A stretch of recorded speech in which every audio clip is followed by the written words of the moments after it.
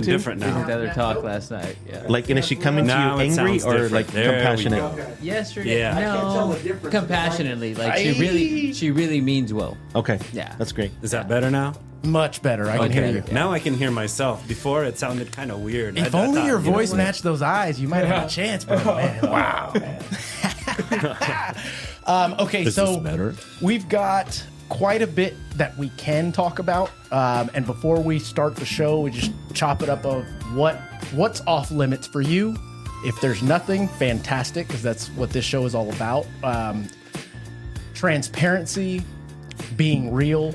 You've seen it. You've heard it. At the end of the day, you can curse if you need to. Just use it the right way. That's all I say. I've got a couple of topics here. I've got the growth in San Antonio, running a brokerage, investment opportunities. I wanted to go over some statistics here to kind of kick off the show after I introduce you guys. And welcome back to another episode of Key Factors Podcast, Real Estate AF, where the AF stands for And Financing. And I'm your host, Mark Jones, and we are powered by ReviewMyMortgage.com, the largest index of mortgage programs in the nation. Guys, I'm happy to announce that we have surpassed the 15,000 subscribers on YouTube alone and just knocking on the doorstep of 16,000. So continue to share, recommend this to other real estate professionals. So today I brought along a really nice treat for you all. And this group kind of came from or sprung from a, what do we call it? Motivational yet act right from Tom Ferry recently. But without further ado, I want to introduce my guests. To my right, I've got Gilly Mendoza. Gilly, how you doing? Let's go. Yeah. And then I've got Ronnie Trevino. How you doing? What's going on? Good deal. And then we've got Jeff Garza, the Jeff Garza. Howdy, howdy. Absolutely. So guys, there's plenty that we have on the chopping block today. But before we get into that, I always like to give our guests a little bit of time to just tell us who you are. What I'd like to do is just start down there at the end. Jeff, kick it off. Yep, I'll keep it simple. Jeff Garza, born and raised here in San Antonio, the broker owner of Redbird Realty. We're headquartered here in San Antonio. Today I sponsor about 175 agents. We have an office in Central Texas here and now soon to be in the Valley. And we've been doing real estate for a minute now. And I've been doing real estate long enough that I didn't have this white beard. So just in case anybody wants to become a broker. You mean you're not dyeing that to look George Clooney? Yeah, no George Clooney here. This is all natural. Yeah, for sure. We got to be careful with George Clooney Yeah, these days that's too. right. Yeah. So Ronnie, what's up, man? What's going on, guys? My name's Ronnie Trevino. I'm the broker owner of Redbird Realty. I've been in the real estate industry for 17 years now. And I'm just a border town boy from Del Rio, Texas. I was born in Cali, raised in Del Rio, Texas, moved to San Antonio in 2007, got my real estate license. Didn't think that, real estate was really that hard to do. Back then, I wasn't watching the news. Sure. So, I didn't know what I was getting into. But here I am 17 years later, and it's been quite a ride. Amen to that. Yeah. Gilly, you're up, brother. Gilly Mendoza, been in the real estate business for 12 years now. I'm all in the business with my wife. We've got a small real estate team, and our specialty, my focus is real estate investing, which I'm very passionate about. I knew that this was an industry I wanted to get into. I didn't know if I would enjoy it and love it as much as I do. But thank God I'm here. I'm in the business, and I literally can't see myself doing anything else outside of real estate. Maybe at some point venture and dabble into different businesses, but I think real estate will be where I end up. Absolutely. And many would say that if you do it right, you can build yourself a recession-proof business. And I think that right now we're going through a bit of a struggle as a whole in real estate regarding what the mindset of others in real estate believe our business is doing right now. Mm-hmm. And hopefully with these great minds in the room, we'll be able to chop some of this stuff up, dissect it, unpack it, and give folks some understanding of the mindset of top producers, brokers that are leading the way in what we do. That being the case, I've got a couple of topics here, and one that rings home that I'd like to kick it off with, and it has to do with work-life balance. We were at the Tom Ferry event recently, and he made mention to this, and I agreed with it, have preached it for a while, but but I want to get you guys' take on it. How is it, matter of fact, I'll start with you, Ronnie. How is it that you're able to continue to produce, continue to guide your team, grow your business, shift to the ever so changing market, and keep balance? Is that something that is even real? That's a great question. And like we were mentioning a little while ago, Jeff and I were talking about that last week. And you can move the mic wherever you feel comfortable. Yeah, sure. This is good. I think a lot of times whenever we get into this business, we're not really thinking work-life balance. We're very driven, and we're just going out there and we're putting all the hours that are required in order for us to be successful. But at some point, we get to a point in our business where, you know, like in my case, for example, my kids started growing up, and I'm like, okay, crap, my kids are growing up. I need to start spending more time at home. How do I make that happen? And so for me, it was being patient with achieving that work-life balance. So it wasn't something that I could just, you know, think of and then it happened overnight. It was something that I wanted to achieve, and it's been a work in progress, to be honest with you. Yeah, I'm still trying to achieve it. And have I gotten better over the years? Absolutely. And what are the things that I've been doing? One of them, I think the most important thing has been really focusing on the people that are in my life. So if I can leverage things in that I'm not really that good at with people that are in my life that can benefit me and benefit my business, and in return, I'm benefiting them in forms of compensation or in forms of giving them a bonus for doing what they're doing, then I think it's a great exchange. It's a win-win. So I love that you mentioned that, the value exchange, and it's not necessarily always monetary either. Absolutely. And then another thing that I've learned over the years is to incorporate my family in work. So whenever I'm doing, like we're having a big Christmas event next week. Well, it's an event for my clients, but you think I'm not going to have my family there? I'm absolutely going to have my kids there, helping out, passing out treats, having a good time, you know, making people laugh, whatever they're doing, right? Just being kids. But I think it's important to involve the family in the business. And then, is that the ideal work-life balance? Maybe not, but it makes things better, right? There's still memories that you're creating with your family. And you mentioned ideal. And I think that is, I mean, in itself is, and I hate to say this because the damn, what is it? Generation Z uses it all the time, but it's almost subjective to the person. What is your ideal? Well, what is your goal? What are you trying to get to? How difficult and how much time is whatever it is that you're going for going to take away? And one thing that you just mentioned that I've noticed about all of us here in this room is our families are involved in what we do. Matter of fact, I had a difficult time with work-life balance. So I said, babe, get in the business.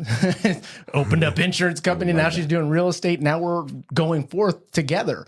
Similar to you, Gilly, if you want to take this away, what is your thoughts on this work-life balance thing that we're constantly trying to chase? Yep. So I never really understood it. And as I've studied, I feel like very successful, and what I would define as successful, right? Because everybody has their own definition of what success is and what that means to them.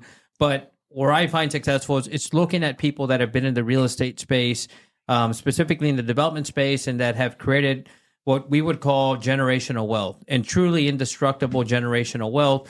And by that, I mean like where recession can't tear down this generational wealth, right? Like losing 2, 3, 50 tenants in properties that you own or doors that you own. And for me, what a number count that I would like to get to is 2,500 doors, right? At some point in my lifetime, and I don't think it's going to happen alone. This will happen with my family as my kids get incorporated into the business. If they do, I think this will happen over time. But to be the first generation to create that wealth, there's going to be some massive sacrifices. And so knowing that I have to do that and have to put these long hours in, and that's just because I'm the first one to come into the business, and I'm going to pave the way for my kids, my grandkids, and for those to follow after. Hopefully they keep the business going. On the development side, there's going to be some extreme sacrifices, some long hours. So what we have done, or what I have done, is had these conversations with my kids, my wife. And fortunately, my wife she came or comes from a family of entrepreneurs. So she knows the sacrifices. So for me having to explain to her, have these conversations with her, she knows it. So I've always had her support, which has been extremely helpful, but it's having it with my kids and saying, okay, Nayeli, especially Nayeli, because Nayeli's the oldest, she's 16. Dad's going to have to work very long hours, right? Like I just hope you understand this. And the reason I would have to have this is I started this when she was 4 years old, is I would ask her, hey, what can dad do to be a better dad? Mm-hmm. And what came up, not one time, but a few times, and this has come up with now Malachi, who's 10 years old, is, Dad, I wish you didn't work as much. I wish you were home more. I wish you were around the way you used to be. Mm-hmm. And so knowing that, hey, if I'm trying to really create this and build this and go after it, I'm going to have to create those sacrifices. Absolutely. Right?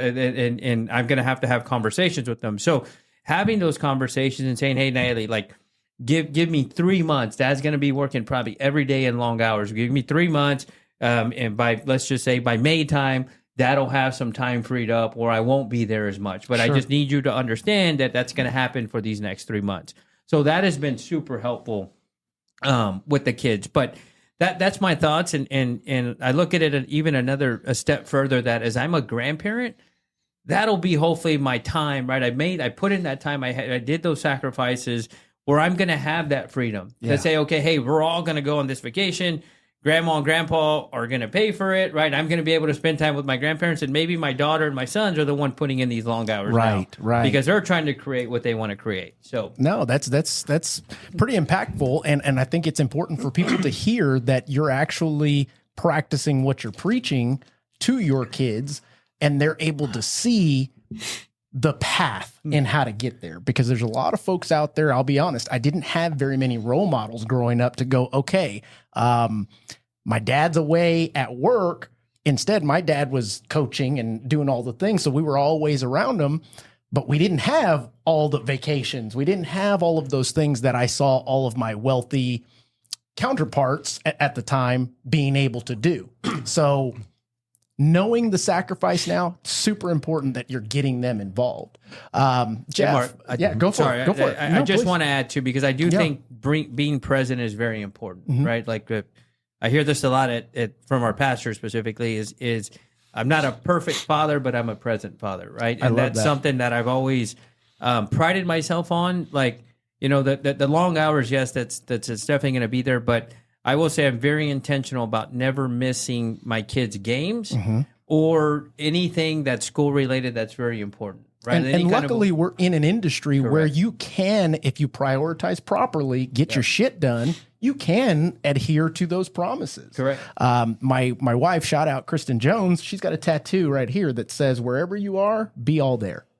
Wherever you are. And whatever the case may be. I'm in this podcast. I love doing these because it's an hour to 2 hours, no phones, no distractions, having intellectual conversations that are meaningful, that others can hopefully take and apply to their lives. Yeah. Jeff, we're on to you, brother. What do you think about this work-life balance thing? I think with your situation, you've got yourself, you've got your wife who's also in the industry, and then you've got 175 plus mouths that are dependent upon your leadership. Yeah. What's that like? Well, man? I mean, to add to that, plus staff, plus business partners, and plus industry affiliates that also lean on me to be able to produce something for them, for us to be in fruitful relationships, right? So there's a lot to this. I mean, this podcast could really be about this one thing, to be quite honest. But so I'll give you a couple of different versions of it. The first one would be, when I got into real estate, I looked at what the world was telling me based on metrics and studies, that my percentage chance of failure or success might or might not be. And then I took that information and looked at what Jeff was going to say Jeff's percentage chance of failure or success was going to be. And so we've talked about this numerous times, and agents who are listening to this need to know these stats. The National Association of Realtors says that a brand new agent will be out of the business with an 80% chance, likelihood before year 3. Okay. And so it's a turnstile. A lot of people can get in, and a lot of people get out, right? And that's just what it is. And so When I got in, it was about 85%. It just continues to get higher. And so when I did the research early on, when I was getting my license, to be quite honest, I was scared shitless because I was going to be jumping into the deep end of the pool, trying to replace a salaried job where I was vested, retirement system, benefits and all that other jazz, to go into something where it was like, you eat what you kill. And if you can't kill really worth a damn, you're going to starve, right? And your wife and your kids and everybody else you're leveraging all of that, right? And so I just went after it, right? And so I remember the conversation that I had at that time with my family. This would have been, I don't know, 11 years, give or take, right? And I would have had a conversation with my then 2 very young teenagers, adolescent children, Seth and Megan, and then Dylan at the time would have been, he would have been, I don't even know, but he was young, right? And so at that time, I knew that I had to give up something to get something in return, right? And that's what most people are not willing to do. They want to look at fake book. They want to look at, Redbird. They want to look at Resi. They want to look at Real and Gilly. They want to look at, Gilly International and all the things he's doing and what this, what we're doing.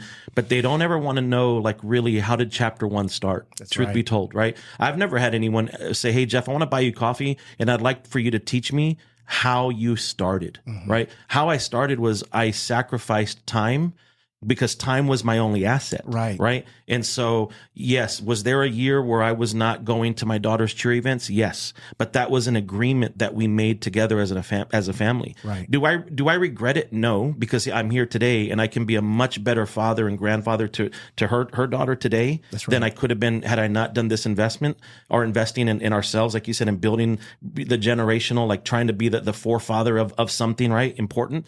I remember my boys, right? At that time, I actually owned a select baseball organization. Okay. I had about 6 teams where I had the paid trainers, the paid coaches. What year was this? This would have been... Were you playing at Baseball USA? Oh, yeah. Yeah, we were Baseball USA, back then. Yeah, and we were doing a bunch in Round Rock and stuff, So, I mean, we would have been doing a bunch. And I was probably playing on the field at that time. Yeah, I would have... I would have had... I mean, I think we had about 5, select teams, summer high school teams and then youth, fall and spring teams. Had that organization for many years. And I remember when I decided. Yeah. And I basically, our head trainer, our head coach, if you will, I was like, hey, like, I'm going to sell you the organization and I'm not really asking for $1. I'm basically giving it to you. Sure. And he was like, what do you mean? And I'm like, I'm not going to be on a baseball field for another year. And I need you to handle this and take care of it. And so I just washed my hands of it, right? Yeah. Because I knew that I had to be all in real estate, right? And again, that's my story, right? And so I was so adamant in not failing that I gave myself off in my first year of real estate, the first Monday of every month. And that was it. Because I told myself I would be earning or learning every single freaking day. And I was going to be at apartment complexes. I was going to be at builder communities. I was going to be meeting with investors. I was going to be at lunch and learns. I was going to be at my broker's office. I was going to be tucked away in a room at my house just YouTubing for 6 hours. Like, that's the shit most agents won't do, if we're being honest. Absolutely. And I wasn't trying to like listen to all of that to figure out how to mimic and replicate. I was trying to figure out like, what was my style? What could I draw from him? What could I draw from her? And how could I adapt it? Right now, fast forward, a decade plus later, now having the organization, which is the brokerage Redbird Realty, like, man, this guy and I have become very close because we share a common bond, which is he's growing his independent brand as well, right? And I told him, I don't know, Ronnie, you can probably jump in, but I would have told him a year ago, like, be ready to work harder than you have ever worked. Be ready to give up more hours than you have ever given up. And be ready to be able to look at your family and know deep in your heart why you're doing it.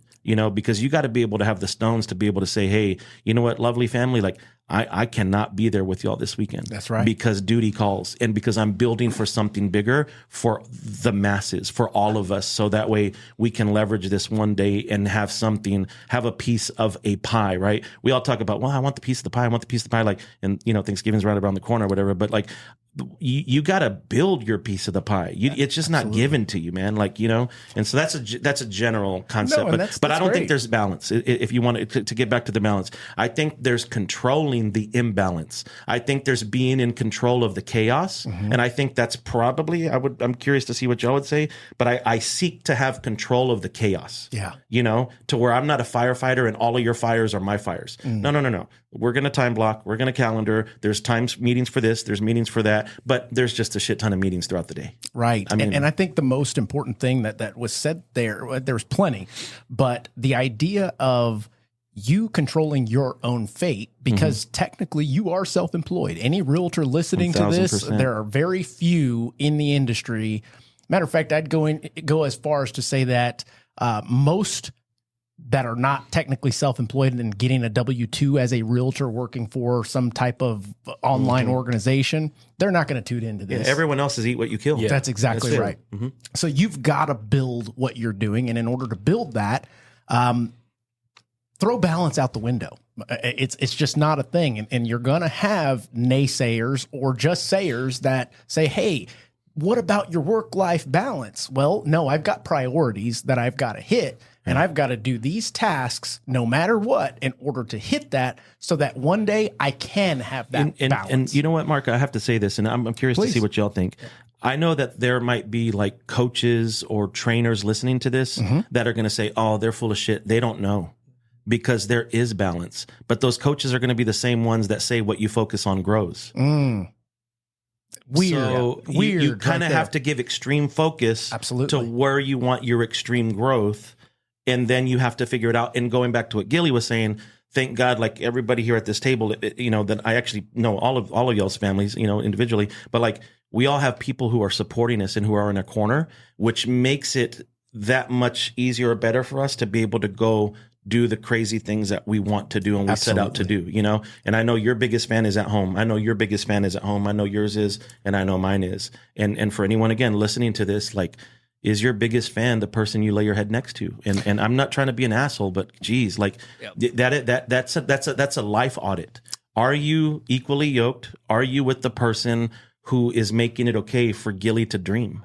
And that is literally what I was going to say. There is, what is maybe some advice you would give? Because I'm sure, almost certain, there are plenty of realtors, brokers out there that don't have that support, that have someone nagging, saying, hey, you need to be home for this. You need to be home for that. Why are you constantly at the office? Why are you constantly running the streets, etc.? For me, my advice to that person is handle your business and make sure that shit's worth it. That's right. If that makes sense. That's right. For me, I remember when Sophia and I met, and prior to even thinking about real estate, I was in a total different industry. I worked in a maquiladora in Mexico, and I worked in the manufacturing industry. And I saw that, that was my vision. But I remember telling Sophia, and shout out to Sophia, because she's my biggest supporter, and she's the reason why I'm sitting here today, honestly. I remember selling her my vision, right? I didn't want to work for anyone anymore. I wanted to operate my own business. I had this grandeur vision of one day being able to control my own destiny and support my family in a way that they've never dreamed of, right?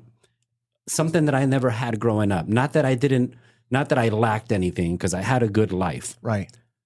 And but one thing that stood out to me for talking about all of this stuff is whenever Sophia was encouraging me to go out and do what I wanted to do, I had to sell her my vision. So I had to sell it to her, and she was convinced with what I told her, and she supported that vision no matter what. So it was okay whenever the long hours were there, because I sold her on that vision to begin with. She had already bought into what was in your mind. Right? Absolutely. So even more so before then, she had bought into you. Yeah. And believed in you and your capabilities. And even if you weren't capable or able to yet, she believed at a certain point in time, I'm going to bet on that dude. And you know what? I'm riding it till the wheels fall off. And it scared the shit out of me. Absolutely. It And scared the should. shit out of me. I think it that should. she said, you know what? Okay, I'll accept that challenge. Yeah. And then, well, I better be the man that I said I was going to be. That's right. And do what I said what I was going to do. Matter of fact, that brings up another kind of, for those out there that don't have anybody that you are accountable to, find one, because it should scare the piss out of you that you have to get this done, whether it is for the sake of your family or the sake of letting someone other than yourself down.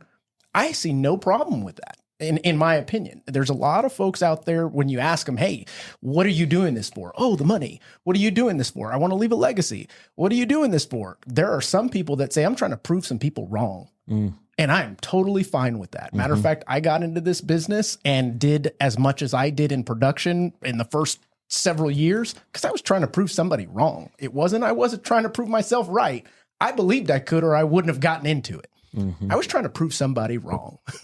And thus far, now that person is a fan, It's just kind of awesome. Fast forward. Yeah. But there was another thing that you mentioned. You were making a good living. You were fine. I'm sure we all were before we got into this business. But there's one thing that stands out about every guest that I've had on this show and been able to share conversation with is we all wanted more. And I'm safe to say we still want more. Absolutely. Without a doubt. I'll say, so I consider these gentlemen to be really good friends of mine today. Confidants, like I'll share some stuff with them, like very privately, because I can trust that it's falling on safe ears and on a safe heart. You know what I'm saying? Absolutely. And so we lovingly call Ronnie Trevino the blue-eyed devil of real estate. Okay. But where I was going with this is that we call Gilly in some circles an animal.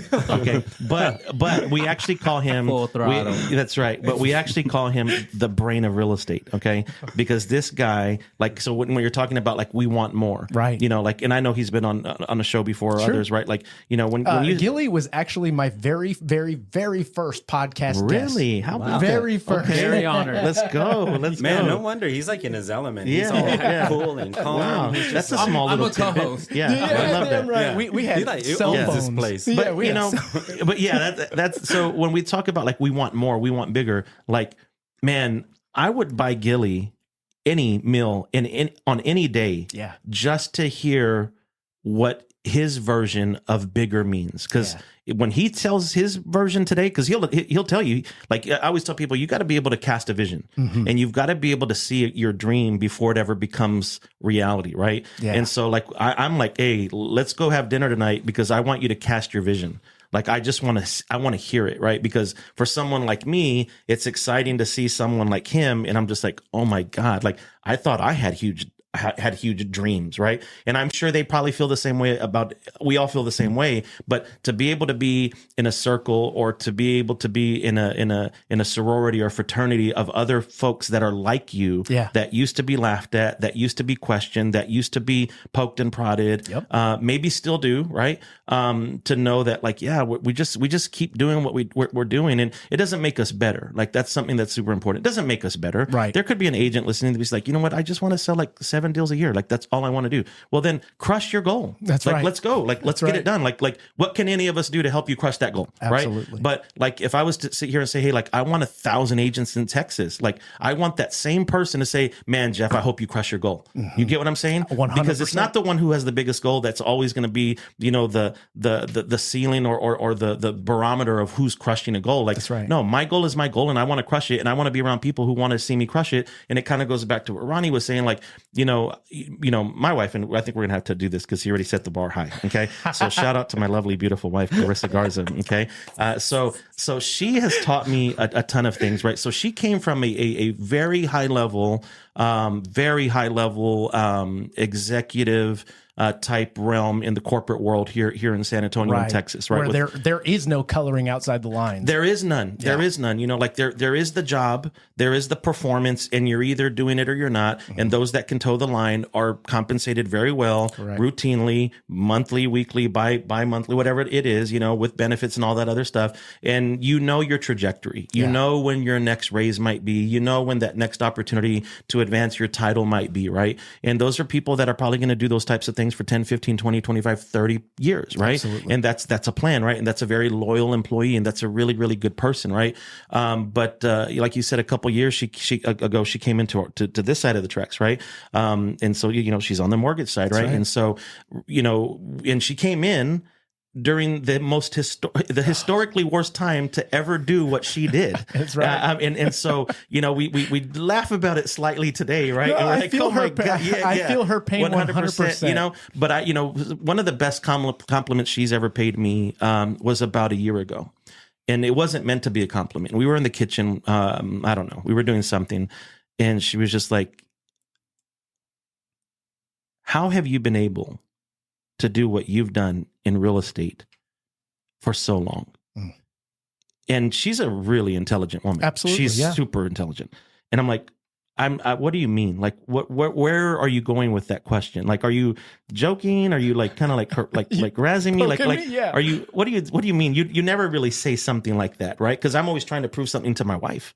I'm always trying to prove something to my children. You were waiting for the ... Thank you. Yeah, exactly. Yeah. And so she was just like, I have come to realize that real estate is very hard to master. Yeah. Because of all the people, all the emotions, all the just all the stuff. It's junk, right? Like people's emotions and lives are filtered in on top of buying and selling in a traditional format, right? Well, it's because he's selling the sexy. You and I, as lenders, we don't sell the sexy. Right. Yeah, exactly. So anyway, she was just like, you know what, Jeff, like I have a lot of respect, newfound respect for you. Sure. Yes. Which was, I guess, is what I'm getting at. She was Absolutely. like newfound. And I'm like, babe, like, you really? And she's like, I totally understand now why so many people do like you and why there's a camp of people who absolutely hate you.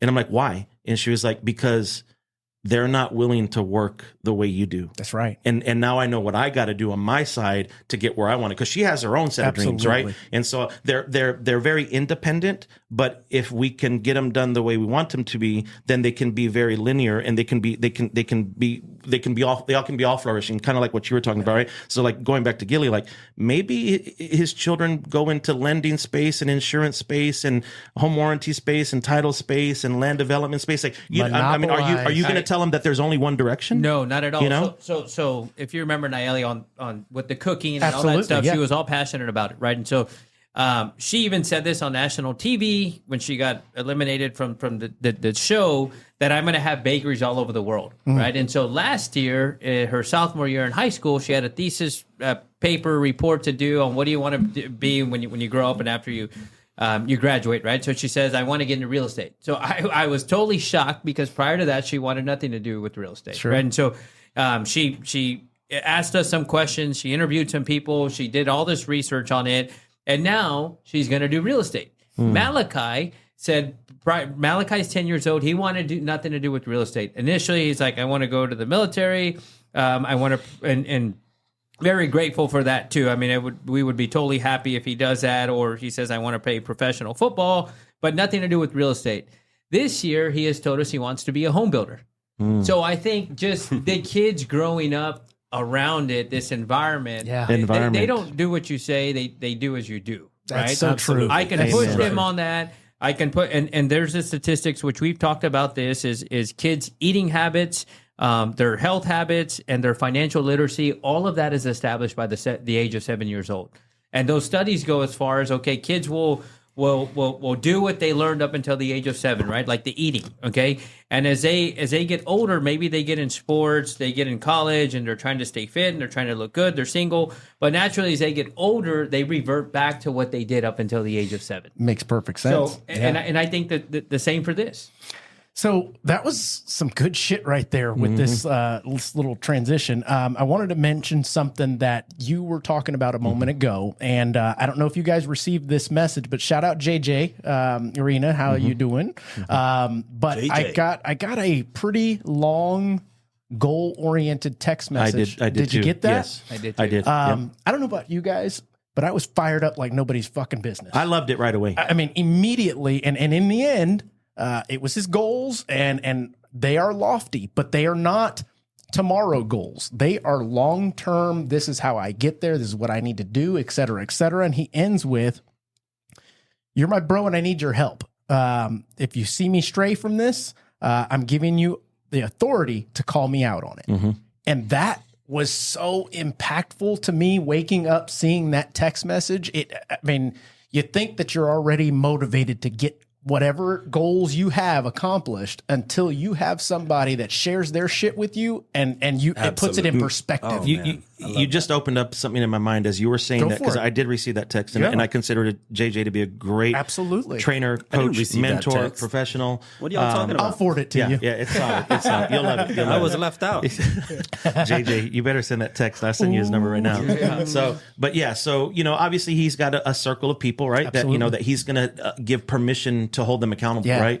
And there's two things I'm going to touch on. The first one would be, thank God everyone at this table, and like someone like JJ as an example, a great example, is willing to put away and put aside any sort of pride, because prideful people would never share that their what their vision is, or their dream, or what they're casting, right, into the world, right? They would never share it. They would hide it. They would hold on to it, right? And then they would also not want it to be okay for it to be critiqued or for it to be held accountable, And so I mean, I've done a lot of cool things, and whatever, like we said, like whatever success is, right? I've been successful in certain things, right? Not even close to where I want to be. Like if you ask me today, like I'm failing, like that's just my style. Same. Right? And you were famous. Well, he was at the Tejano Star. I don't know if you're aware of that. Oh, there we he go. was in the Tejano band. You can Google him and you'll find we will YouTube put videos our of the Spotify accordion song on the link to this. I played button accordion, used to travel, record, was a recording artist, all that other stuff. So that'll be another podcast. But right now, people like that and like us, and people listening, because we're not the only ones. Like people listening are like, man, I kind of resonate with that guy. Like I have big dreams, I have big goals, which you should. Like hopefully you do. Absolutely. Like who is your circle, right? So go kind of the secondary thing that I wanted to mention as you were mentioning JJ's text to you is that I was trying to relate that to new agents, right? Sure. And struggling agents, because I want to make sure that people listening can correlate this to their today, right? If you're a new agent or a struggling agent, stop hanging out with other struggling agents. Very good point. Stop going to lunch with other struggling professionals. Matter of fact, stop going to lunch. Stop doing anything with people who are as broke or broker, and go to lunch with people who will get the tab and would love to pour into you. That's right. Because they have a proven track record. One of the things that I've seen in my lifetime in the career of real estate, and I've seen this over and over, I imagine y'all have too, is a lot of struggling agents stay in the same camp. Yep. Same happy hours. Same, and I'm just all like, of the above. You just have to ask someone different who's not in that camp. Absolutely. And here's a mindset. I'm so glad that you mentioned that. It's super, super important. Prior to getting into real estate, I had some mentors. Some were good, some weren't that great. But if there's one word of advice that I can give agents, it's the circle. Yeah. Like when you put yourself in a circle where everyone has a mindset of success, instead of bitching and complaining that the market sucks and that there's no business out there, or that their brokerage isn't supporting them when they're never going to the office, you want to eliminate stuff like that. Absolutely. I can immediately feel a shift in my energy whenever I have people like that around me. I got to push them out of the way. 100%. They can't be around me. And I'll get sorry, Mark. I want to get more granular on that. So, like, if you look at that statistic, right? So, in 3 years, 80% of them will be out. So, I used to say this to agents, right? You look around the room when giving this panel. You look around the room, and would say 85% of them won't be here in 2 years, right? So, be careful who you're listening to. And the other thing too is like what worked for this agent may not work for this agent. Right. So like listening to the wrong person, right? I'm a big fan of open houses, and I built my business on phone duty and open houses. Yeah. I never did cold calling, but I never not cold calling. Correct. Right? Because I know that worked for a lot of people. But if you're talking to another agent who's new and be like, man, open houses suck and I didn't get anything from an open house. I sat there, nobody walked in. Well, what was the process, right? Maybe it just was a bad neighborhood. Maybe you didn't have you didn't pick the right house. Maybe you didn't put in the legwork prior to let everybody know that there was going to be an open house. And I'm not Correct. talking And about maybe- sharing a social media post. Maybe it was just an outlier, and come and talk to me after you've done 10. Yes. Because maybe you just did the shitty one first. Absolutely. Or maybe you thought you knew better than Gilly and Jeff, and I'm not going to listen to them. I'm not going to allow myself to be directed. I'll go out and do it my own Amen. way. That's what most people But I know do. you're about to Very hit some good in point. gold right here. Yeah, no, so I think for the agent is find out and go a step further and find out what your personality is, right? You can do that through a test.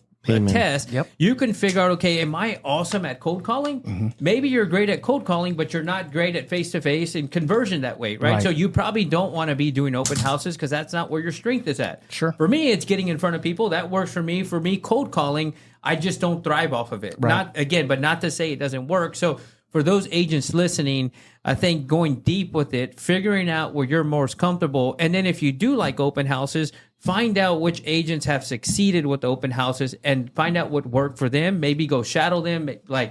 No, that's a great point. And I want to bring it back just for briefly from the mindset aspect. I coach loan officers, my own and others, but I always hear I need to take these realtors to lunch, or I need to go and do this with this realtor, take them to lunch. And I would tell them straight up, guys, have you ever considered inviting them to your office to show them the value so that you can actually talk business to determine if you guys like each other or not, and if you're going to be able to work together and if your goals potentially align and you can share value exchange versus going to lunch? Because I would sit down with realtors and am doing so again now that I'm back doing production and letting them know, hey, did you want to go to lunch? No, I don't want to go to lunch. What I want to do is talk about our goals, show you how the value works and the trade exchange of value. Because one day I'm not going to want to buy you lunch. I want us to fight over that damn tab because we've shared so much value. And at that point, that's when you can go, okay, now we're partners. We can go up to lunch. We can go have drinks, what have you. But buying you coffee? What? I'm not about to buy you coffee. I don't even know you yet. I got to say real quick, I think y'all all would absolutely agree to this. I tell my agents all the time, I want your partner lender to not have enough time to take your ass to lunch. That's absolutely correct. Because if I'm going to be sending my hard-earned clientele, that I've earned and scraped and clawed for through social media, ads, Facebook, open houses, door knocking, whatever the case may be, I want to send them to an expert in the field. That's right. I want to send them to someone who's like running and gunning on loans all day long. Yeah, that's right. And if you would get out of your own way and stop thinking everyone needs to kiss your real estate ass, the realtors out there, you would say, you know what? Let me go look at their operation. Let me go look at their office. Let me go visit them at their base camp, because I want to see their process. I want to see their environment. I want to see their assistants. I want to see whatever the case may be. Like, everyone has a different setup, right? But ultimately, like, there's so many who get a brand new license right now, and they're like, I'm just waiting for someone to slide into my DMs and offer to take me lunch. Well, the one that's offering to take you lunch doesn't have fucking business. That's right. And that's not who I want to send my deals to. So reverse your mind, reverse your thinking, and find people who are super busy and super in vogue and super wanted, and get in line and learn. Couldn't have said it better myself. There's a great book that's called Scaling Up, and it talks about scaling up in your business and scaling up in your life and scaling up with those partners in your business that could be increasing the level of business, right? So you always want to be looking at who's the one who's closing the most loans, who's the one who has the highest percentage of loans closed, or who's the one who's out there crushing it. And those are the people you want to be in business That's with. right. And I promise you guys, as a lender that has done high volume, we find a way in our processes to make room for more, so that the customer themselves are never on the back burner. The real estate partner are never on the back burner, and you don't skip a bit. That was one of the toughest things. I think it was maybe my third year into the industry, and I was already crushing it. I would have real estate partners that would say, hey, you're too busy. Why? Because you see me on social media all the time, marketing to get you more deals. That's what I'm doing. The fact of the matter is, I've got processes. We've got systems in place don't think that I'm too busy because I'm marketing. Don't think I'm too busy because if I don't answer my phone, then you'll know if I'm too busy. And then the agents that change their partners, like let's say we're talking about lenders specifically, that change lenders every year like underwear, like you're part of the problem. Yes, sir. Like you clearly have no loyalty. You clearly have no concept of let's build a business jointly. Like let's build some flow here. Let's build some trust. Let's build some workflow. Let's build some experience together. I see so many agents, sadly, that once they have a real tough deal, and normally it's because the borrower has pimples and warts, right? It's they want to throw dirt and throw shit at the lender, and I'm like, did you even ask them why it went off the rails? Because I promise you, they weren't trying to not get paid either. I promise you, they were trying to feed their family. Yes. But because a lot of agents are not taught properly that the lender can only do so much, and the lender relies 1,000% on user input or user error. Yes. And if you have a borrower who cannot upload a document, and for whatever reason, then you have a bottleneck. That's right. And it messes up your whole process, right? And there are a million people out here who couldn't attach a PDF to save their life. And I'm sure you knew a bit about that, but now even more so. Oh man, I knew a ton about it before, but now you're seeing it, hearing it's it. like I tell people all the time. Like now, over the last 2.5 years, our pillow talk is Yellowstone and loans, right? And I'm embarrassed for realtors, like with the registered R. That's everyone probably listening. Yeah. I'm embarrassed for you, and I'm embarrassed for me, and I'm embarrassed for all the realtors on this table, because realtors act like jackasses with lenders who are working their asses off day in and day and night to try to get that deal to closing. And when something goes wrong, the realtor is quick to kick shade or kick dirt on that lender. And it's very sad. It's telling though, because then you got to deselect, because then you got to thin the herd. That's right. And then you got to be able to say, yeah, we probably weren't meant to be in business together. That's right. And it's okay. It's okay. And that's where we come back to, you need to be very selective of who you're doing business with. That's right. The person who's not doing a lot of business, who has time to take you out to lunch, well, they may get to a point in the transaction where they don't feel confident to communicate with you. So then the deal goes to shit. That's right. Whereas you do a deal with Mark. I've never done a deal with you, Mark, but you do a ton of business. And I'm sure you've come across every scenario imaginable. So there used to be the 80-20 rule, to where 20% of your deals, God bless them, we're going to get them across, but we got to drag them. These days, I'll be honest, 80% of the deals are pretty tough in this market. I agree. We're dragging 80% of our deals across that finish line. And because we're Govy loan heavy over here too. So that's the other part. So my point is, a lot of times, I think that agents, especially the ones that are new in the industry, they lack knowledge, so they lack confidence. So whenever the deal goes sour, they shit all over the whoever else, right? That's right. They point fingers at other people because their lack of knowledge and confidence didn't allow them to move the deal forward. That's right. So partner yourself with someone who's knowledgeable, who's confident, who can help you scale your business and help you get that deal across the finish line. That's right. And then in turn, you're going to become more knowledgeable. You're going to become more confident, and then you're going to become more successful. And you're going to. And real quick, for the young agent that's listening to this, like it's not all doom and gloom. Like it's not all cloudy with a chance of meatballs. Like just be different. Like interview your people. Interview 2 or 3 lenders instead of just being enamored because they sent you to Perry's. No, like have a conversation. Hey, how do you act in pressurized moments? How do you handle people who are losing their shit on the other end? Right. What kind of bedside manner do you have? Can you give me an example of when you've talked someone, off the ledge? Yeah.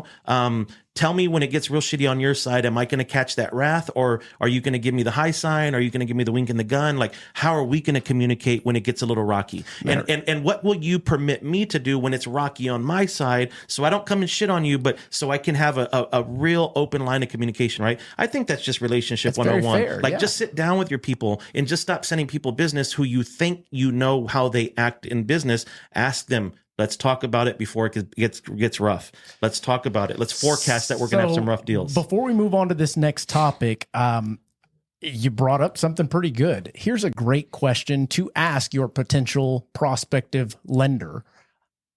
And ask them about the deal that they had to kill close to the finish line, because every lender has had it happen. If they tell you, no, we've approved every single deal I've ever done, they're full of shit. Amen. They're full of shit, because we've all experienced that. And hopefully you've only had to experience it once or twice. But I tell you, there is nothing like it. The feeling that you get as the lender that has made promises from start to now, and the deal has blown up, whether it was in your control or not. It hurts. It hurts not only your pocketbook. That's like the least of the worries at that point in time. Your ego, your reputation, you feel like it's all on the line right then and there. Ask them how they handled that situation. So as we transition into this next little topic here, JC, if you can throw this up on the screen, I want to go over some statistics, some factual data, and then I want to go into some of this stuff here. So as of November 2024, San Antonio real estate market has exhibited notable activity and trends. We're going to go over the sales. October sales surge. October 2024, home sales increased by 19% compared to the same month in previous years, totaling 2,895 closed listings. Active listings. The market had 14,525 active listings in October, which is a 16% rise from October of 2023. New listings, approximately 4,412 new homes were added to the market in October, marking a 14% year-over-year increase. Now let's go over pricing.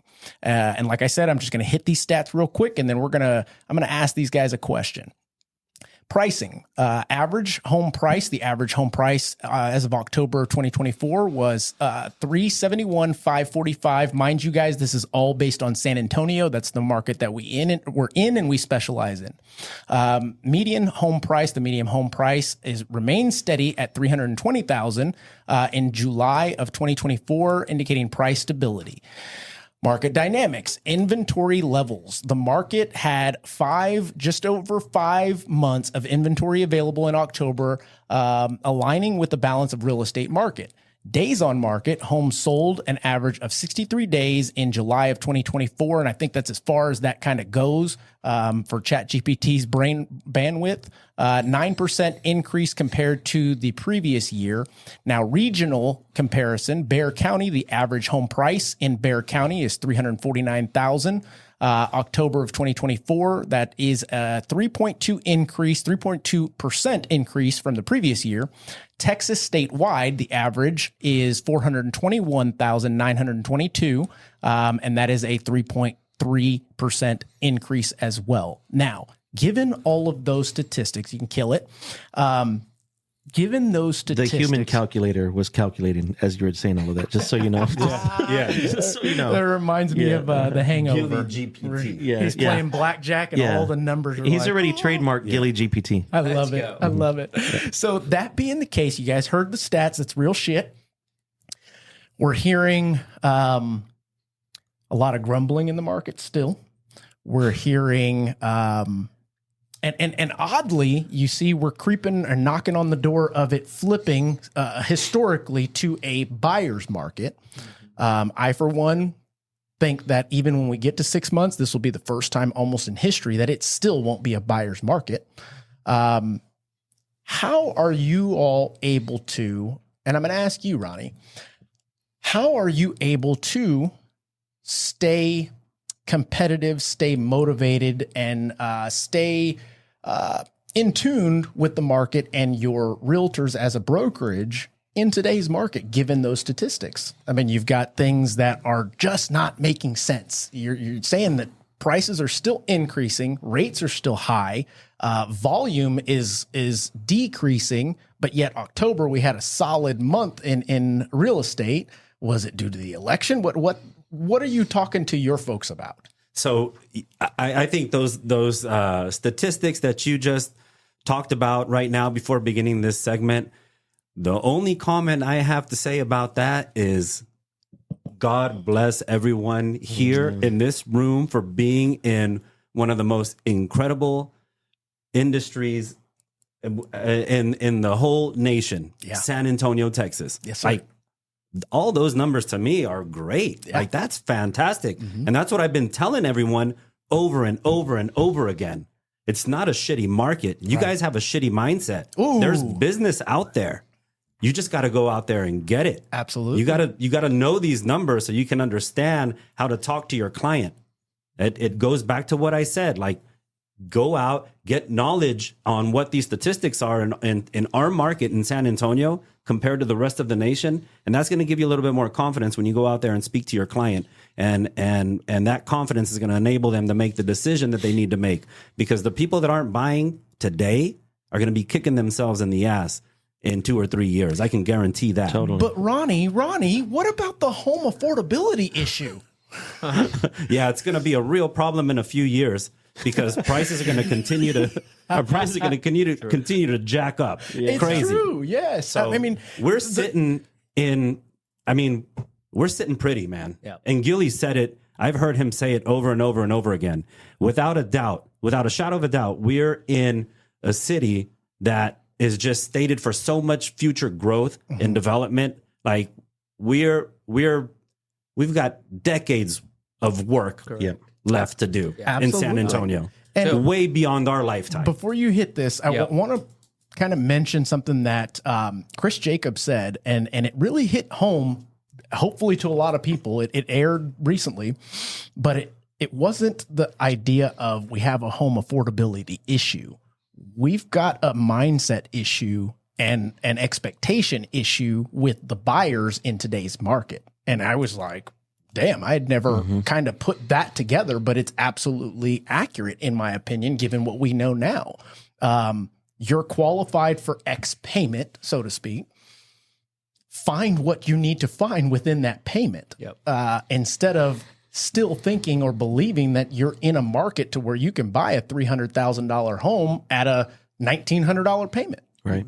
You know, go for it. I would say, like, following historic data, right, the historic information, there has always been an affordability issue. You go back the last 20, 30 years, there's always going to be that complaint. There's just, we need affordability, et cetera. I think the gap has gotten wider. If you look at SAHA, I know their name is different now, but San Antonio Housing Authority, the vouchers that they have, the need, my understanding today is like 80,000 vouchers to meet today's needs, right? So, would you mind, because I'm sure there's a ton of folks out there that don't understand what you just said. Yeah. Can you break that little piece down? So meaning, like, the San Antonio Housing Authority, the city, the government will come in and supply these vouchers to help offset what the tenant's rent is going to be. Let's just say the average rent for that zip code is $1,700. Based on what the tenant makes and what they qualify for, they can only afford $300, right? So the city is going to come in and give the voucher for $1,400 to that tenant for this 3-bedroom, 2-bath, and they're responsible for the additional $300. subsidy. Almost They're subsidy. subsidizing. There we go. Correct. They're subsidizing. You're correct. So there's like, That's what I was looking for. Yeah. There you go. Damn it, He's Gilly. a man of great words. Genius. But on the data for San Antonio, like what Ronnie was just saying right now, San Antonio is still the most affordable of the big cities. Yes. So you've got San Antonio, you've got Austin, you've got Dallas, and you've got Houston. Yep. San Antonio is still very, very affordable. It's still ripe for growth. There's a whole bunch of undeveloped land here. And if you look at Texas in general, Texas's growth, like, Texas is exploding throughout the country. It's ripe for growth. The builder rent market, which is where these institutions, and I want to add this, when you hear institutions, what is called a smart money. You always want to follow smart money. Where are these institutions investing? They have been investing very, very heavily in Texas for the last 5 years. Specifically in San Antonio, when you looked at a year ago, the data was where builder rent was happening. Bexar County was the strongest market for builder rent communities. So, and what builder rent is there's these subdivisions that are going up 200, 300 homes at a time, and they're all rentals. These are all single-family homes. There's tons of them happening. Well, Bexar County was the number one county in the country where that was occurring. Okay, so that's what you want to follow as well. You look at Texas, of the top 15 states with growth, 7 of them were in the state of Texas, throughout the country. Okay. Not this last census report, the previous one before that, the 2 census reports showed the fastest growing city in the country was San Antonio. Wow. Right for growth. There's still massive opportunity. There's still a bunch of people institutions that are investing and pouring in here. Now, those of you listening, Gilly just gave you something that you're probably not going to take the time to research and formulate this outlook on your own, to be honest. Just hands down, take that as the gospel. Matter of fact, he doesn't say it unless it's probably true. I appreciate that. Thank you. Of course. That being the case, I have a couple of questions that ChatGPT. I said, "Hey, give me some controversial questions." Ooh. And you mentioned one of them, so I'm going to lean into it. Institutional investors are buying a large portion of residential real estate. Some argue that this is driving prices up and making it harder for first-time home buyers. Do you think that it should be regulated? And I think this could be a section where the secret word comes out, but we won't tell. As a capitalist, like I want to say no, right? When you look at the data, He said secret word, not safe word. yeah, Secret word. But when you look at the data of what institutions have in that rental space, it's 1%. Exactly. So it's very, very low, right? Yep. Like I think for us as realtors and the again the 99% of single family rental owners in the country are mom and pop owners, just like all of us here, right? None of us are institutions. We figure out how to work with them instead of going against them. As realtors, and here's a tip, and I've actually talked to one of the founders of the top 5 institutions. What they said is, Gilly, you need to figure out how to work with us. Here's our bind box, right? So the bind box meaning we don't want anything that's built prior to 1990. We want 3-bedroom, 1-bathroom minimum. This is our paint colors. It's agreeable gray. This is the vinyl flooring we use. So when they were buying very aggressively during COVID, and I wish we would have capitalized on this more, but when they were buying very aggressively, should you have gone and flipped those houses, you had an in buyer. Yes. And they're buying based on cap rate. So like when things were going nuts and paying over market value, institutions were doing that as long as it met their cap rate. That's right. Right. So you had an in buyer. So that's one way to figure out to work with them. If we have these communities, and like for us, we're preparing. This is coming from our coach. Shout out to Bobby Castro, who's involved in the space, knows the space pretty well. He is telling us survive through 2025. The fix is coming in 2026. Right. So all of what we're doing right now in the land development space is in preparation for what's to come in 2026. So the builders, and on the institution level side, they have pulled back significantly. They are not buying anywhere near what they were buying before. Absolutely. Some of these groups were buying 2,000 homes per month throughout the country. Specifically in the country, it's like Florida through Texas is where they were buying, some in Arizona, but that was primary. But all the while, like you said, mom and pops were doing the same thing. Oh, yeah. That knew better. Correct. Because I would tell you, during that time, most of the loans I did were all for investors. Yep.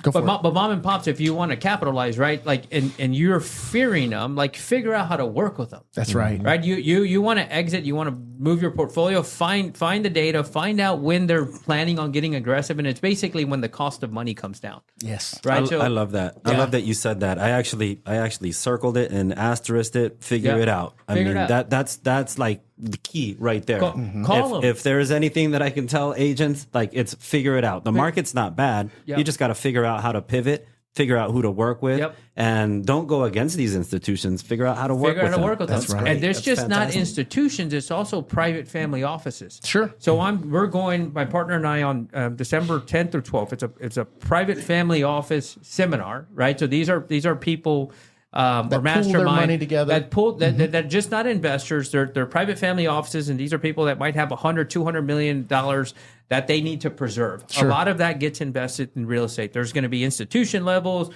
There's going to be both. There's going to be people like myself, sponsors, Wait. So you're telling me that these people are taking $200 million and they want to preserve it, and they're putting it in real estate? They put it in real estate. What does that tell us as just a residential buyer? Yep. Pretty safe investment, huh? Oh, 100%. Yeah, they want something that's tangible, There you right? go. Like that they can see, they can feel, they can touch. And what I have found is that these investors on that level are not looking for massive returns, right? We as small mom and pop investors cannot make the returns work the way they can make the returns work. Sure. Right? We're looking for bigger cash flow deals. They're not. Right. So if you have a portfolio or a package to sell to them and the numbers pencil out, they're buyers all day. That's right, man. That's a great point, Mark, I don't mean to go left field here, but I feel like I have to for the listener, because not everybody's going to delve into the world that Gilly plays in, which is perfectly fine, right?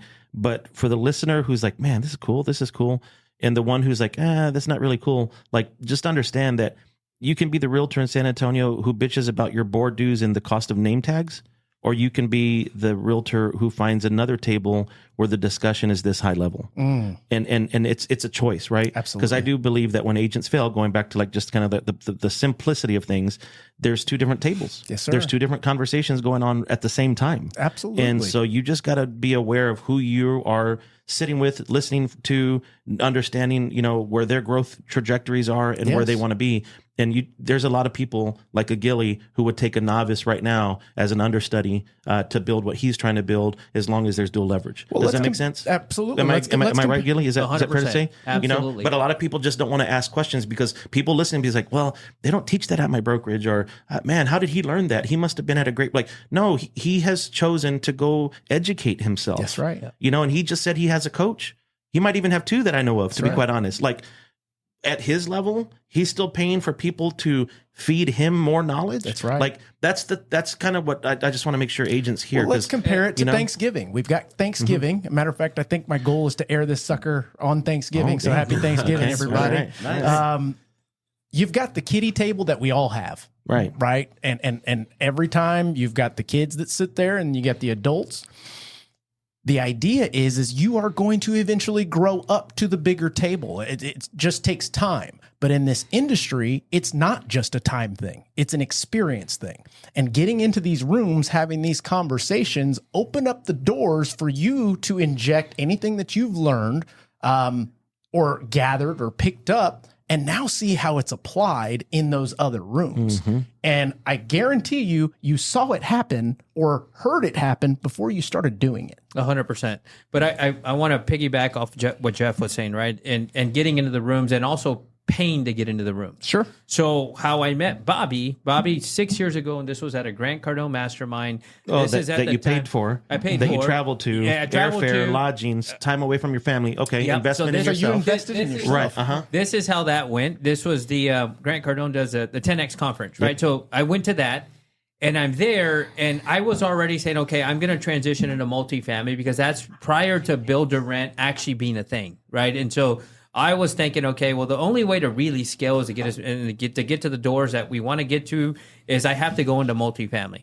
So Grant Cardone was doing his first ever multifamily conference. This was a 2-day thing. This event costed $10,000, right? And so I'm here and I'm like, man, like, I don't know if I should be paying $10,000. I'm not even in the space yet, but I wanted to learn as much as possible. I wanted to meet people in there, so I paid $10,000. This was a small room of people. It was about 100 people. It was not very massive. Well, Bobby, who spoke, his story resonated with me big time. As soon as he was done speaking, and he was one of 3 speakers that spoke over the 2 days, I ran out and found Bobby. We started talking. We hit it off. His son-in-law was there with him, and his wife was there. His son-in-law texted me after that and said, hey, Gilly, nice to meet you. Would you like to come to dinner with me tonight? Well, I had my luggage packed. So right after that event, I was supposed to fly back home. I canceled my flight. Hell yeah, I would have too. I canceled my flight and I said, I'll be there. Yeah. I went and found a room and everything. I told Denise, hey, I'm going to stay one more night. I'm going to have this meeting. Well, he goes and shows me we had some awesome drinks, some fun. It wasn't in Vegas, right? No, it was in Fort Lauderdale, Miami. Even worse. So it was but it was an awesome experience, right? Fast forward today, the reason I'm going to this family wealth event that's going on again in Miami is because of Bobby. The reason I have this vision of 2,500 doors is because of Bobby. Yeah. Right? Like, he has allowed me to believe and dream big, and has never shut it down, and helping me figure out how to get there. Yes. The reason we got the 80 unit, the 21 unit is really because of Bobby's mentorship. So I'm going to go as far as to say Bobby was the conduit to get you to make the decision and the risk in doing that. Yes. And you know what? I think there's another thing that it's very simple, but it's often overlooked. And this is a huge mistake that I committed whenever I got into the business. Is I came from a space where I was very successful in the manufacturing world. So when I got into real estate, I had an ego. And if I heard someone like Gilly talk, I would probably be like, oh, this guy doesn't know what the fuck he's talking about. You know, I can see that a lot. I know a Yeah. lot. I know a lot. This guy has no idea. And I'd probably be like, man, I want to talk so bad over this guy. Yeah. Like he just mentioned this and I want to just jump in and say what I know about that. Right. When I didn't probably know anything. Yeah. So I had to come to a realization at some point that I had to shut the hell up and listen to the people that were succeeding. That's right. I had to shut up and listen. And And the more that I shut up and listen, the more I learned.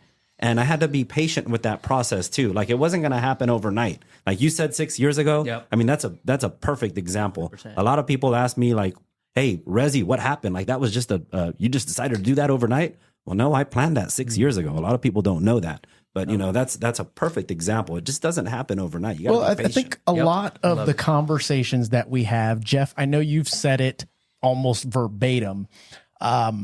The time in the market that we are in, because we've got, what do they call it? Seasons in real estate, seasons in life.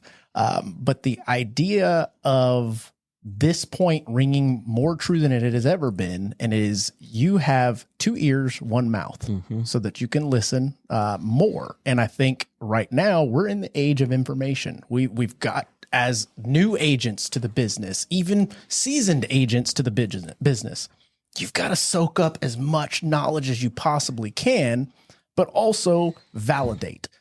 It's hopefully you take what these guys say today and then go do a little research. And like Jeff was saying, when you were coming up in the business, you take a little bit from that, little bit from that. Now, all of a sudden, you've got your foundation of what you are going to become. Right. But in order to become that, you've got to have a vision of what you want to become first. Right. So, yeah, And take action. absolutely. That's most important. 100%. We've got Without a about doubt. 20 more minutes left so we can hit an hour and a half on Juicy. this sucker. Yeah. Nice. I want to open it up to you guys. Time's gone by so quick. It always does, man. Yeah.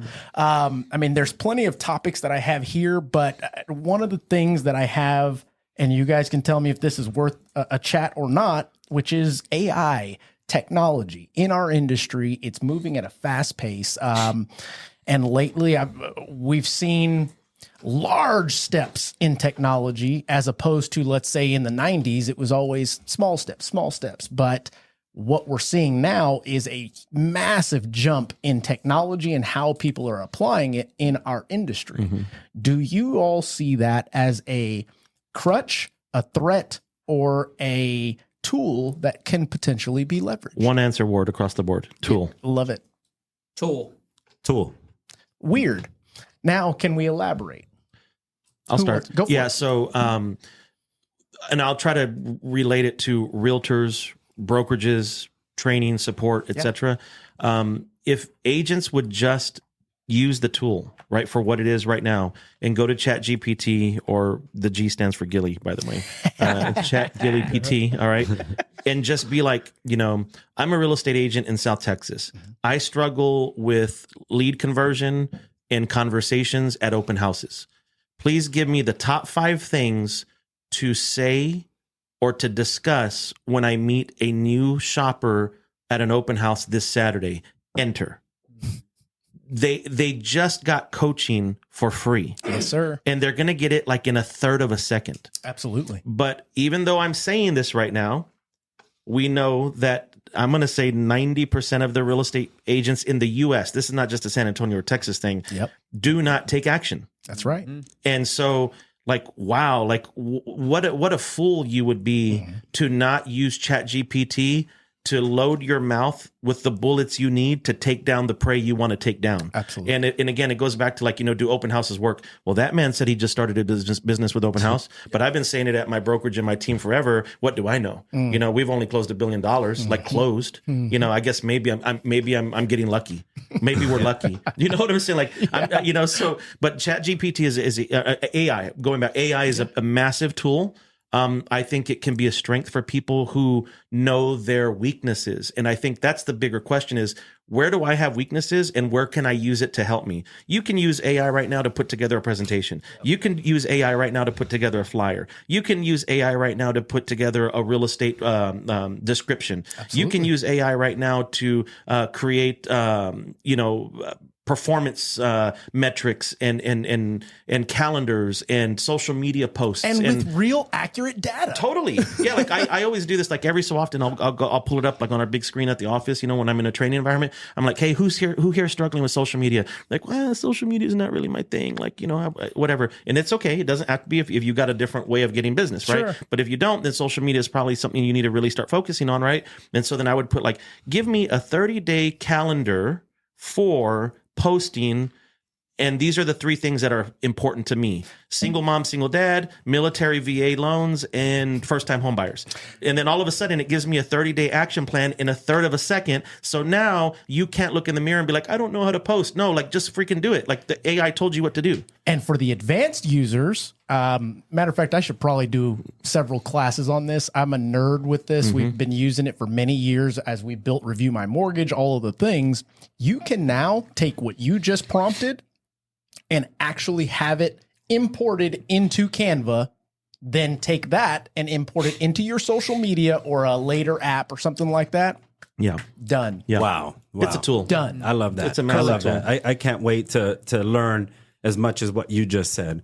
But I absolutely think, I'm not sure if you were finished yet, but No. I think that AI is an absolute incredible tool, and we're definitely embracing it over at the brokerage. Whenever I opened up the brokerage, I always envision creating something that was really high caliber and efficient. Yeah. So AI has allowed us to become a lot more efficient. And the way we use it in the brokerage is, for example, if we're onboarding a new agent and we need to get their bio, for example. Sure. And, most agents don't have their bio, but if we just get 2 or 3 bullet points and ask ChatGPT to refine a bio for us for a realtor in San Antonio, Texas, well, guess what? It spits it out in 30 seconds. Ronnie, incredible. and I think this show is high level enough that you won't be mad at me for sharing a trade secret. Ronnie has an AI spokesperson at work on some of his marketing, which is, it's fabulous. I remember when I saw it and he showed it to me, he's like, what do you think, bro? I'm like, who did you hire to do that?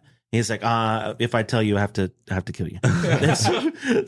But he was just like, no, that's AI. And I'm like, what in the world? And obviously, I mean, we've done research and had talks about that. But yeah, like there's so much you can do with it, right? To help your situation in life. It's about creativity, right? So yeah. And then another thing that should be scary to the agents and something that I've realized about AI is that it listens way better than we do. So back to my point where whenever clients are talking or whenever you're having your buyer consultation or your listing presentation, you want to talk over your client all the time. That's right. Well, guess what? AI doesn't do that. No. AI shuts up and it listens to everything that you're saying, and then it'll tell you everything you want to know after you shut up. That's right. So we should learn something from AI. Absolutely. If we shut up a little bit more and act like AI and listen, and then give the solution. And I think the key with anything related to the technology and the artificial intelligence is it is up to the user in learning how you can apply it, how you can leverage it, how you can implement it into your business. You're either going to end up falling into the side of it's a distraction or it's a tool like we all discussed just here. And the power of it, JC, if you can throw that up on the screen real quick. While you guys were chatting, I said, using the internet as your resource, can you write a bio about Gilly Mendoza? And there you go. Even talks about your beautiful wife. Look at that. Co-founder. Let's go. I mean, how long would it have taken somebody Google searching to grab the information, put it in and articulate it into a biography? can you do one for the Blue-Eyed Devil? I'd like to see what that's going to say. Can you write a bio for the Blue-Eyed Devil? Am I right?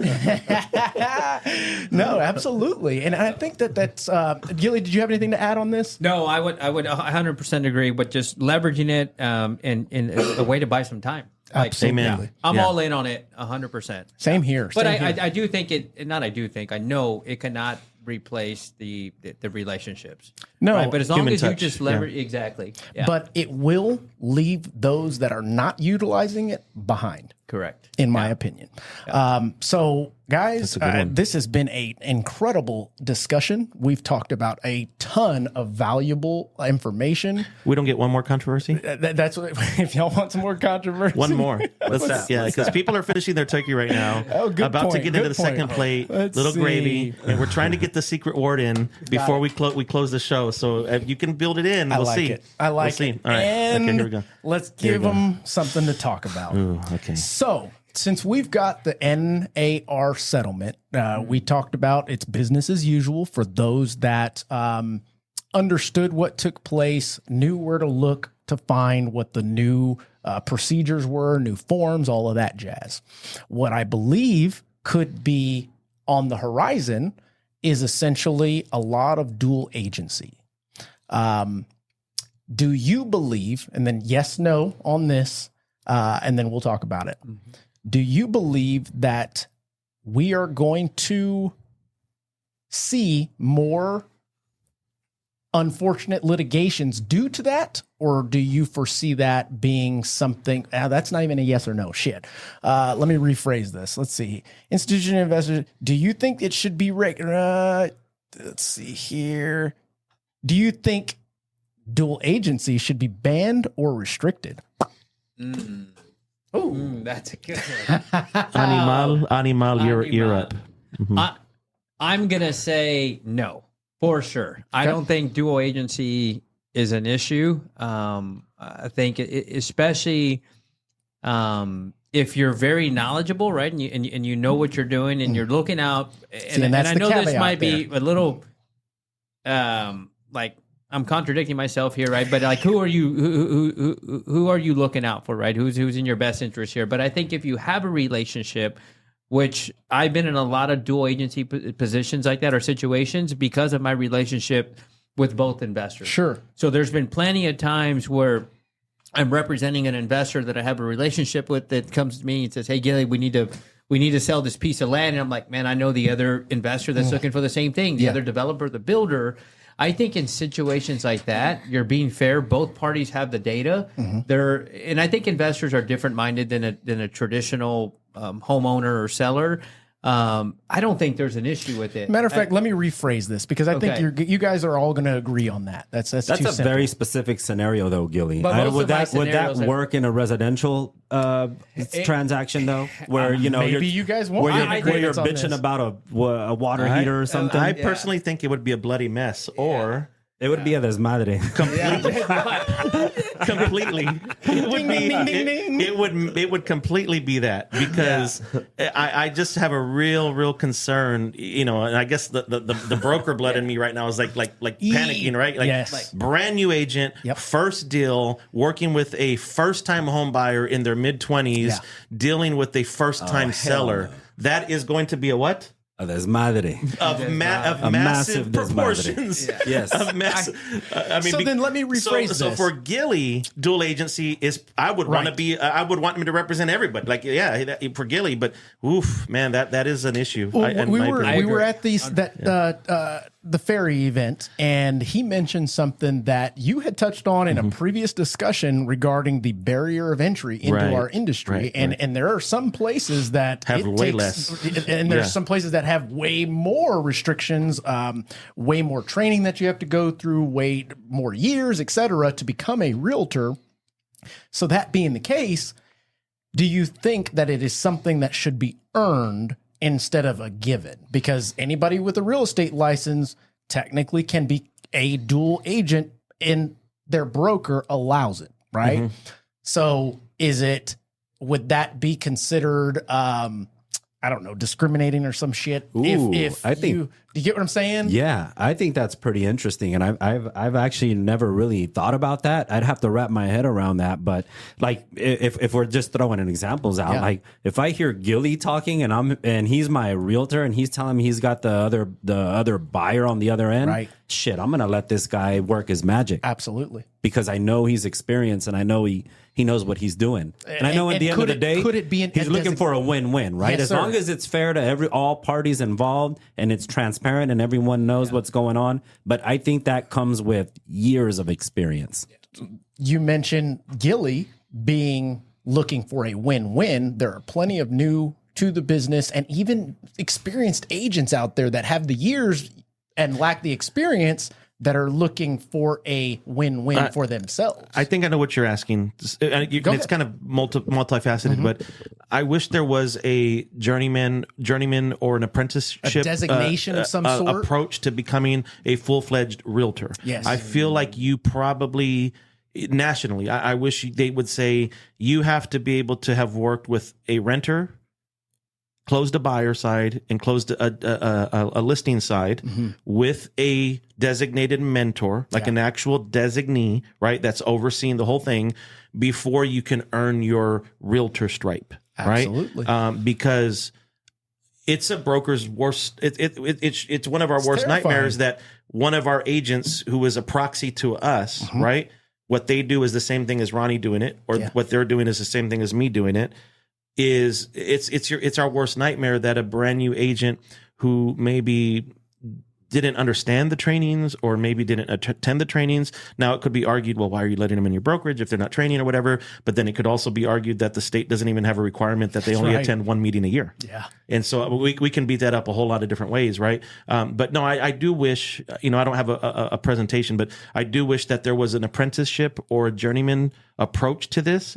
The same way that when you're in barber school, you have to have done like 1,200 hours of haircutting. Yeah. I mean, same thing with an appraiser or anybody Right? else. So that would be so magical for our industry. And I think Meek Mills said it the best. There's levels to this shit. Yeah, for sure. Hell yeah. Do y'all agree with that? Absolutely, Something that would be so cool. Yeah.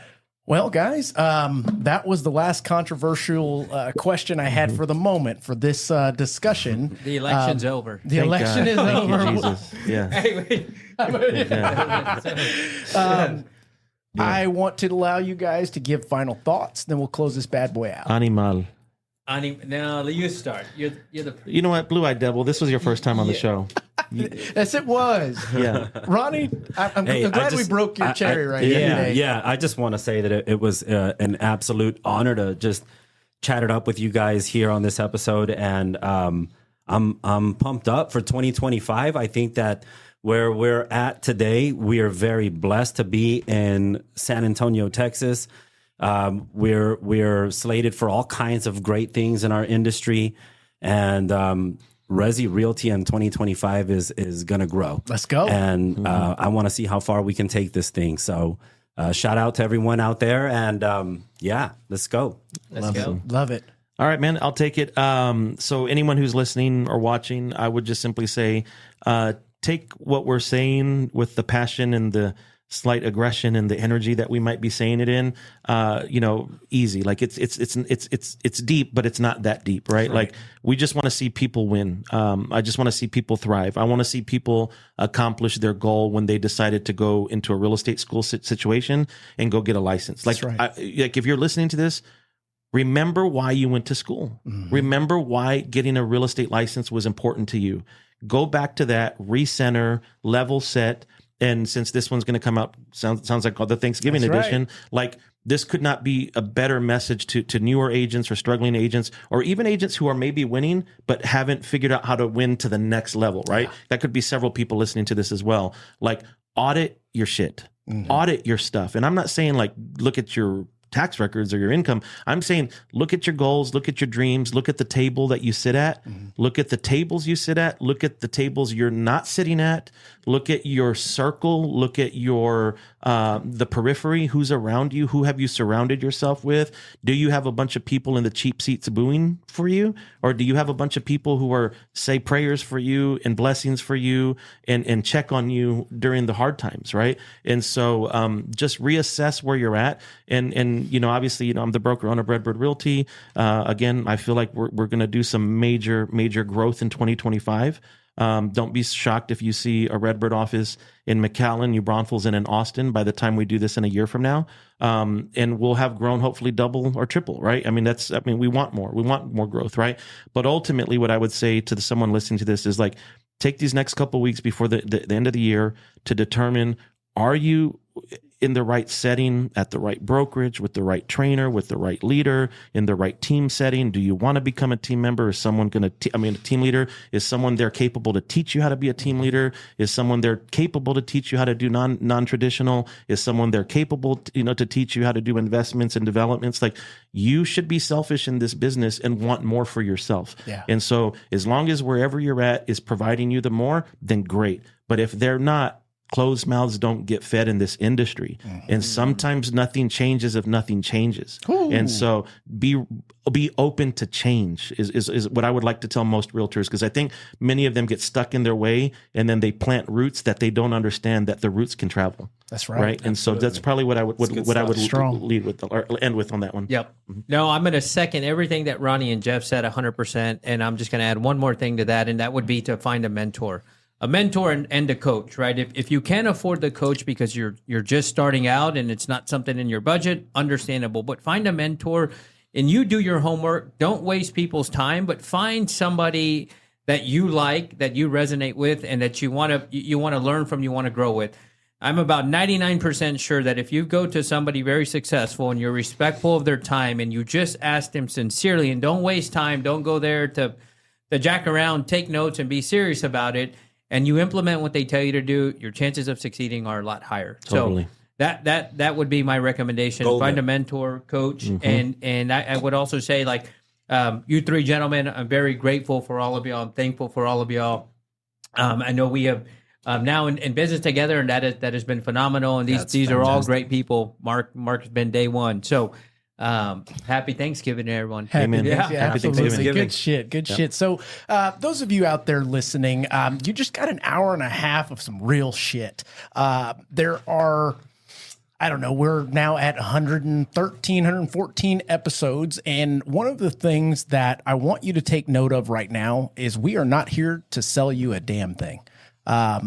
This is a melting pot to be able to give as much of us as we possibly can within the topics and parameters that we have. None of the guests are trying to sell you anything. We're here laying it out so that you potentially can grab some of this and utilize it in your business. Why, you say? Well, two reasons. Number one, it makes our lives easier when we're working with somebody on the other side that knows what they're doing. And two, it's cheaper than therapy. The idea behind the growth of this show is honestly, it's surprising the hell out of me. I never thought that we would be able to eventually make the discussions that we are having meaningful enough that more people are starting to share it and hopefully start applying it. And all in all, will make this industry a much better place.